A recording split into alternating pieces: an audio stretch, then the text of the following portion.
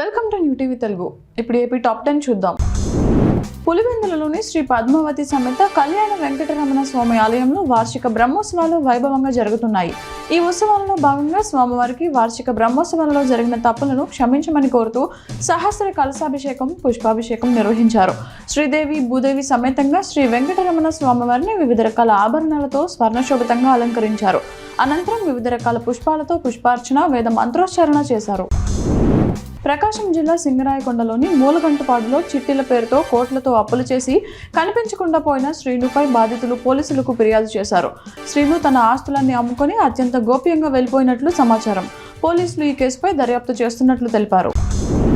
ఉమ్మడి ప్రకాశం జిల్లాలో సింగపూర్ ప్రతినిధులు రామాయపట్నం నిర్మాణం మరియు అభివృద్ధి కార్యక్రమంలో భాగంగా పర్యటించారు. పోర్టు అభివృద్ధిపై చర్చించిన ప్రతినిధులు నిర్మాణం తీరు, నాణ్యత, ప్రజా అవసరాల వంటి అంశాలను పరిశీలించారు. విదేశాల నుంచి వచ్చే భారీ షిప్పుల కోసం మునుముందు ఏర్పాట్లు జరుగుతాయని తెలిపారు.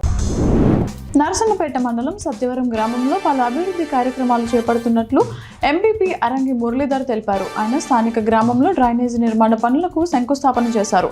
మండల పరిషత్ నుండి 3 లక్షలు, పంచాయతీ నిధుల నుండి 2 లక్షల రూపాయలు మంజూరు చేసినట్లు ఆయన పేర్కొన్నారు. గ్రామస్తుల కోరిక మేరకు మురుగు సమస్య పరిష్కారానికి ఈ నిధులు మంజూరు చేశామని తెలిపారు. నెల్లిమర్ల నగర పంచాయతీ పరిధిలోని కందర్ప కాలనీలో మంచినీటి పైపులు లీకై నీరు వృధాగా పోతోంది. డోర్ నెంబర్ 11-5 గణేష్ ఇంటి ఎదురుగా సీసీ రోడ్డులో పైపు లీకై గత కొన్ని రోజులుగా నీరు పోతుందని సంబంధిత అధికారులకు తెలిపినా సమస్య పరిష్కారం కాలేదని స్థానికులు వాపోతున్నారు. ఈ సమస్యపై వెంటనే స్పందించి పరిష్కరించాలని కందర్ప కాలనీ వాసులు కోరారు.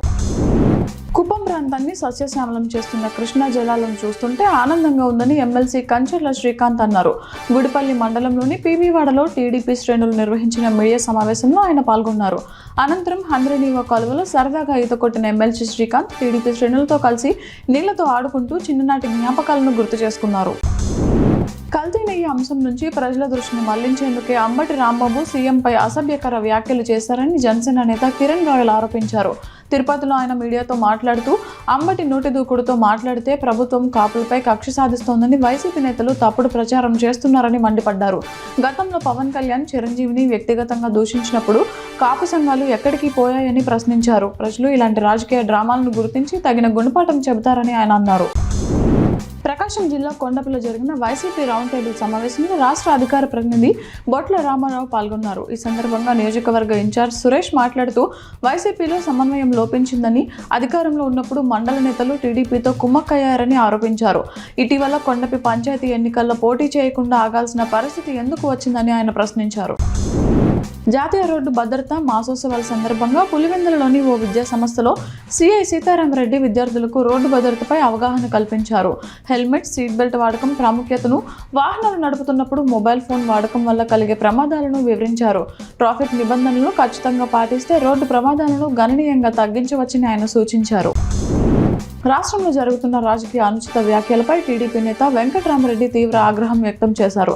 తన నివాసంలో ఆయన మాట్లాడుతూ రాష్ట్రం పురోగమన దిశగా సాగాలంటే శాంతి భద్రతలు అత్యంత కీలకమని పేర్కొన్నారు. వైసీపీ నేతలు కావాలని రెచ్చగొట్ట వ్యాఖ్యలు చేస్తున్నారని విమర్శించారు. వైసీపీ నాయకుల అవాస్తవాలు, అనుచిత వ్యాఖ్యలను పట్టించుకోవద్దని, రెచ్చిపోకుండా సంయమనం పాటించాలని సూచించారన్నారు.